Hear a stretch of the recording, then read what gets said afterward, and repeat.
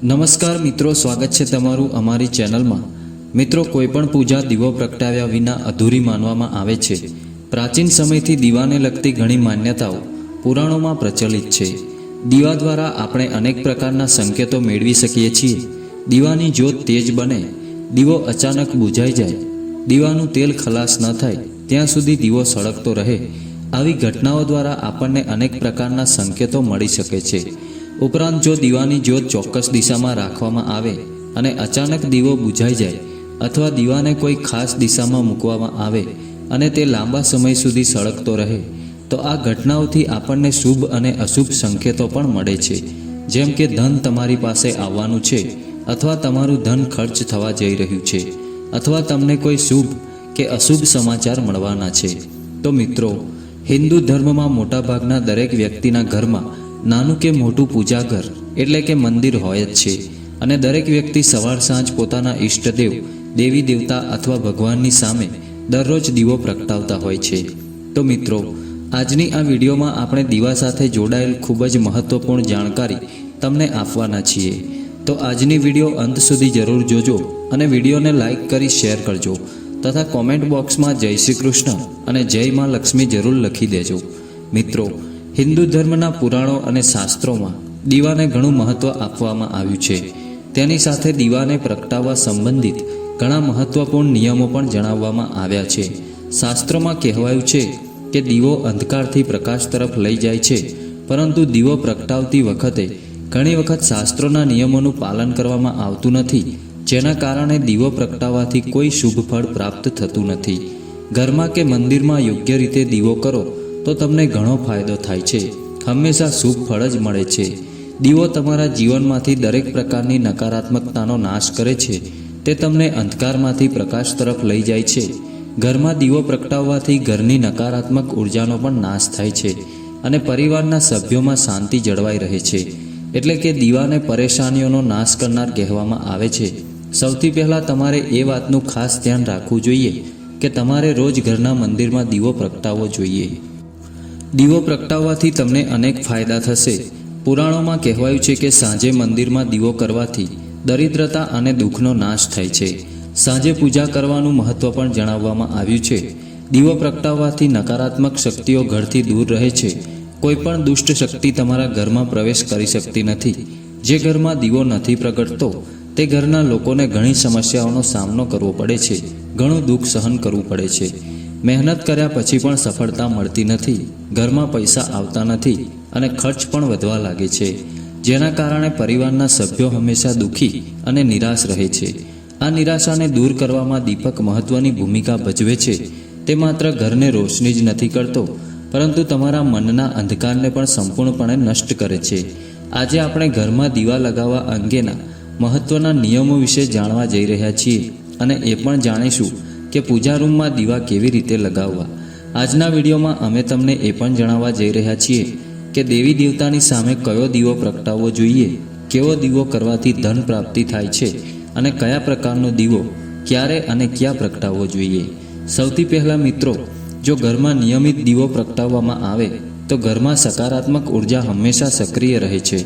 દેવી દેવતાઓની મૂર્તિઓ આગળ દીવો મૂકવાથી પર્યાવરણમાં રહેલા હાનિકારક સૂક્ષ્મ જંતુઓનો પણ દીવાના ધુમાડાથી નાશ થાય છે, જેથી દીવામાંથી નીકળતા પ્રકાશના કિરણો દેવી દેવતાઓની મૂર્તિઓ સાથે અથડાય છે અને ઘરની ચારે બાજુ ફેલાઈ જાય છે, જેનાથી ઘરમાંથી નકારાત્મકતાનો નાશ થાય છે। જ્યારે આ કિરણો આપણા શરીર પર પડે છે ત્યારે પ્રકાશના કિરણો દ્વારા આપણને અનેક ફાયદાઓ થાય છે। દેવી દેવતાઓના આશીર્વાદ અને શરીરમાં રહેલા રોગોનો પણ નાશ થાય છે। જ્યારે પણ તમે અસ્વસ્થતા અનુભવો છો, તમારા મનમાં નકારાત્મક વિચારો આવે છે અથવા તમે કોઈ રોગથી પીડિત છો, તો તમે તમારા પૂજા ઘરની અંદરના દેવી દેવતાઓની મૂર્તિઓ સમક્ષ પૂજા કરી શકો છો। જ્યારે દીવામાંથી પ્રકાશના કિરણો દેવી દેવતાઓની મૂર્તિઓમાંથી પ્રતિબિંબિત થઈને તમારા શરીર પર પડે છે, ત્યારે તમારી અંદરની દરેક નિરાશા અને નકારાત્મકતા નાશ પામે છે। મિત્રો, સવારે 5 થી 10 અને સાંજે 5 થી 7 દરમિયાન દીવો પ્રગટાવવો શુભ માનવામાં આવે છે। સાંજના સમયે તુલસી પાસે દીવો પ્રગટાવવાથી નકારાત્મક શક્તિઓ ઘરમાં પ્રવેશતી નથી, તેથી તમારે રોજ ઘરની બહાર દીવો અવશ્ય કરવો જોઈએ। જો તમે ઘીનો દીવો પ્રગટાવશો તો તેનાથી પણ વધુ શુભ ફળ મળશે. તમે ભગવાનની સામે બંને પ્રકારના દીવા પ્રગટાવી શકો છો. તમારે માત્ર એટલું ધ્યાનમાં રાખવાનું છે કે ભગવાનની જમણી બાજુ છો, ભગવાનની ડાબી બાજુએ ઘીનો દીવો અને તેલનો દીવો પ્રગટાવો. ઘીનો દીવો શ્રેષ્ઠ માનવામાં આવે છે. દીવો પ્રગટાવતા પહેલાં ધ્યાન રાખો કે ભગવાન પાસે તૂટેલો દીવો ન પ્રગટાવવો જોઈએ, તે અશુભ માનવામાં આવે છે. દીવો પ્રગટાવીને એ વાતનું ખાસ ધ્યાન રાખો કે પૂજાની વચ્ચે દીવો ઓલવાઈ ન જાય. જો આવું થાય તો પૂજાનું સંપૂર્ણ પરિણામ પ્રાપ્ત થતું નથી. ઘીનો દીવો કરવા માટે સફેદ રૂની વાટનો ઉપયોગ કરવો જોઈએ, જ્યારે તેલના દીવા માટે લાલ દોરાની વાત શ્રેષ્ઠ માનવામાં આવે છે. રોજ સાંજે ઘરના મુખ્ય દરવાજા પર દીવો પ્રગટાવો. દેવી લક્ષ્મી પ્રસન્ન થાય છે અને ઘરમાં પ્રવેશ કરે છે. અને એ વાતનું પણ ધ્યાન રાખો કે દીવો જમીન પર ન રાખો, પરંતુ ચોખા કે અન્ય કોઈ વસ્તુ પર રાખો. શાસ્ત્રોમાં કહેવાયું છે કે અક્ષત પર દીવો રાખવાથી સમૃદ્ધિ અને સંપત્તિ વધે છે. જો તમે પાણીના વાસણ પાસે ઘીનો દીવો પ્રગટાવો છો તો તેનાથી ઘરમાં ધન તો વધે જ છે, સાથે સાથે સ્વાસ્થ્ય સંબંધિત સમસ્યાઓ પણ દૂર થાય છે. જો ધનનો ઘણો વ્યય થતો હોય અથવા ઘરમાં પૈસા ન હોય તો ઉત્તર દિશામાં પાણીના વાસણ પાસે દીવો અવશ્ય પ્રગટાવો. તેનાથી લક્ષ્મી સ્થિર રહેશે અને ધનની પ્રાપ્તિ થશે. શાસ્ત્રોમાં માનવામાં આવે છે કે મંત્રોના જાપ સાથે દીવો પ્રગટાવવાથી ઘરમાં સુખ સમૃદ્ધિ જળવાઈ રહે છે અને તમામ પ્રકારના વાસ્તુ દોષ પણ દૂર થાય છે. મિત્રો, જ્યોત પૂર્વ દિશામાં રાખવામાં આવે તો સ્વાસ્થ્યમાં વધારો થાય છે. આનાથી પરિવારના સભ્યોનું આયુષ્ય વધે છે અને રોગો અને બીમારીઓ ઘરથી દૂર રહે છે. વાસ્તુશાસ્ત્ર અનુસાર દીપકની જ્યોત પશ્ચિમ દિશામાં રાખવાથી માનસિક સમસ્યાઓથી રાહત આપે છે. જો પરિવારના સભ્યો કોઈપણ પ્રકારના તણાવ અથવા માનસિક પીડાથી પીડાતા હોય તો તેમણે દરરોજ પશ્ચિમ દિશામાં દીવો કરવો જોઈએ. ઉત્તર દિશા ધનના દેવતા કુબેરની દિશા છે. દીપની જ્યોત આ દિશામાં રાખવાથી ધન સંબંધિત સમસ્યાઓનો અંત આવવા લાગે છે અને આર્થિક સ્થિતિ મજબૂત બને છે. પરંતુ દીવો દક્ષિણ તરફ ન મૂકવો જોઈએ, કારણ કે તે મૃત્યુની દિશા છે. કોઈનું મૃત્યુ થાય ત્યારે જ આ દિશામાં દીવો મૂકવામાં આવે છે.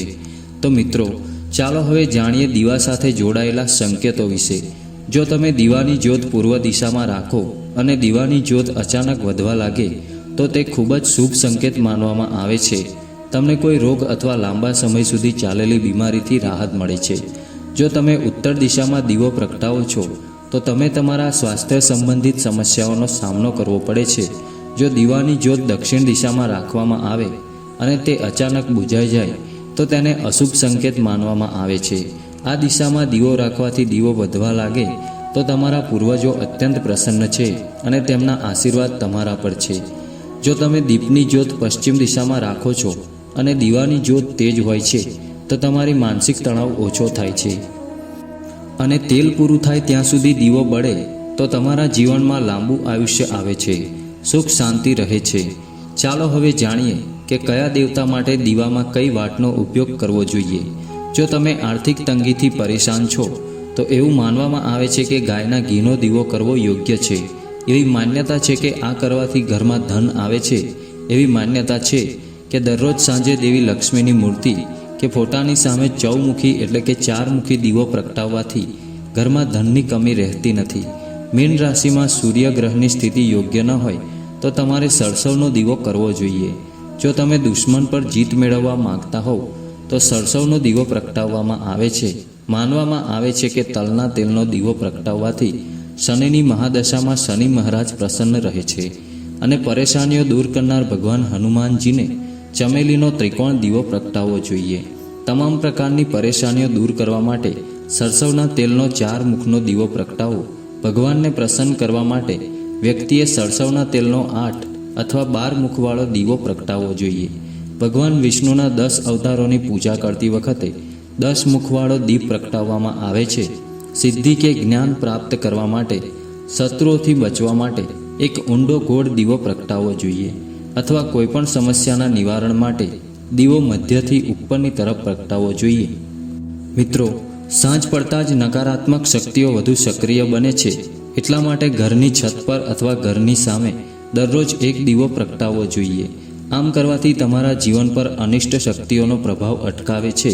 જ્યારે આ દુષ્ટ શક્તિઓ ઘરમાં પ્રવેશ કરે છે ત્યારે અનેક પ્રકારની સમસ્યાઓ ઊભી થાય છે અને તમારા બધા કામ અચાનક બગડવા લાગે છે.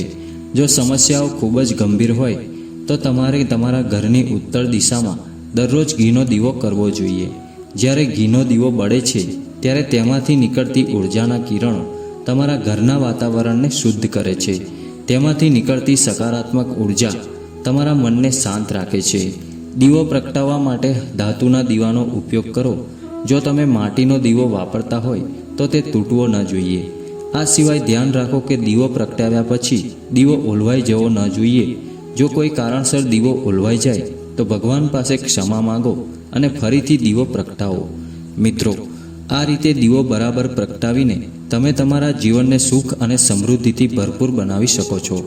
તો મિત્રો, આશા છે કે અમારા દ્વારા આપવામાં આવેલી માહિતી તમને જરૂર પસંદ આવી હશે. તો મિત્રો, આજની વિડીયોને વધુમાં વધુ શેર કરવાનું ભૂલતા નહીં અને અમારી ચેનલને સબસ્ક્રાઈબ પણ જરૂરથી કરી લેજો. જય શ્રી રામ, જય શ્રી કૃષ્ણ, હર હર મહાદેવ.